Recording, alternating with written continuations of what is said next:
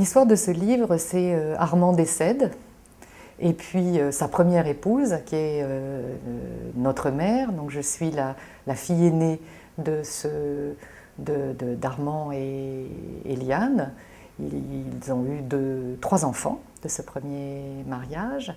Le troisième n'est plus là, nous sommes donc deux aînés. Et ma mère nous dit, j'ai le courrier entre votre père et moi-même début de notre vie. Et j'avais conservé ce courrier qu'il m'envoyait. Il avait conservé ce courrier que je lui envoyais. Lorsque nous nous sommes séparés, il m'a rendu mes lettres. Et ce courrier est donc dans cette valise à Roussillon, sur Tinée, donc dans l'arrière-pays niçois.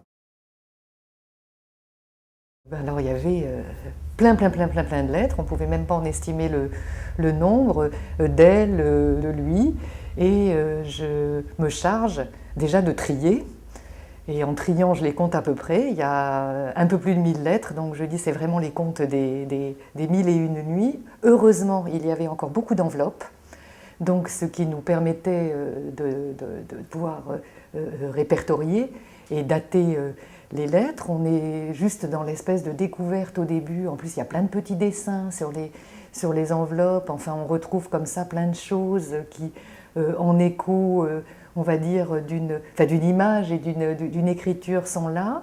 Au début, moi, je trouve ça un peu compliqué, l'idée de rentrer dans le courrier lui-même, parce que c'est comme rentrer dans l'intimité de ses parents, en l'occurrence ce qui n'est pas neutre. On a l'histoire de deux amoureux parce qu'ils étaient fous amoureux l'un de l'autre, donc c'est vrai qu'il y avait tout ce caractère, juste comme on a tous écrit des lettres d'amour, mais en même temps c'était quand même pas n'importe qui. C'est Armand qui s'est approprié l'image et Liane qui s'est approprié le son, et deux créateurs qui sont en train de s'élever ensemble, ainsi qu'ils l'ont toujours dit après, et on s'aperçoit que les lettres sont en train de raconter cette histoire.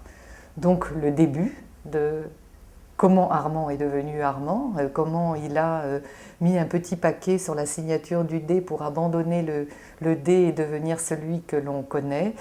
Et on décide qu'il faut faire des projets pour travailler sur cette mémoire et raconter cette histoire. Et la première volonté a été d'ouvrir vers le public le plus large possible, en fait, cette histoire, puisqu'il y a tout un tas d'histoires à écrire à partir de ces 1000 lettres, vous imaginez bien, elles pourraient être publiées in extenso et telles quelles. Et on décide de partager l'histoire, et puis je me plais à dire, comme nous l'avons écrit dans la préface, d'inviter les gens à notre table et à partager notre repas, parce que nous, c'est ce qu'on a fait depuis petit. Et puis en même temps, eh bien, il y a cette fondation qui est montée et qu'il faut faire fonctionner, donc qui se doit de rentrer dans un travail de mémoire, et évidemment le lien se fait tout de suite, que nous voilà avec, en fait c'est même pas une valise, c'est un coffre au trésor.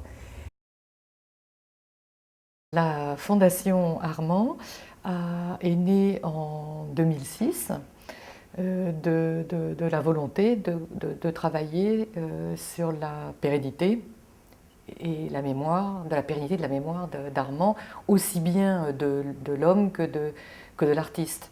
Elle a été créée en Suisse, donc par 4 des 6 enfants d'Armand, et ouverte aux 2 autres à vie, bien entendu, dans ce souci de préserver, d'archiver et d'être en situation permanente de travail pour ce faire. La première production de ce travail, c'est ce livre, qui est donc le premier livre édité par la Fondation Armand, en même temps que nous sommes très actifs à travers le blog que vous connaissez peut-être, à quotidiennement offrir dans le bouquet de fleurs une œuvre d'Armand avec un commentaire, répondre aux questions qui nous sont posées. Nous répondons aussi beaucoup aux universitaires qui nous interrogent ou qui font des thèses pour essayer autant que faire se peut, de mettre au service de chacun tout ce que nous collectons et continuons de collecter, puisque c'est aussi ça, ce que ça a généré. Le livre, il a fallu aller rechercher aussi, interviewer ceux qui sont encore là de cette mémoire du moment, ce qui nous a permis de recollecter davantage de documents autour du nouveau réalisme, c'est-à-dire qu'à avancer pas à pas dans s'occuper d'Armand, en définitive, c'est s'avancer aussi pas à pas dans collecter et archiver et préserver une mémoire qui concerne cette période. Et le livre est une première trace. Je nous souhaite de continuer à en faire un certain nombre d'autres, ainsi que d'autres événements pour le garder bien vivant. C'est quand même ça notre souci majeur. Et en tout cas, ça l'a fait pour nous. Donc j'espère que le livre permettra de retrouver le même bonheur, le même tonus qui était le sien, le leur, en l'occurrence.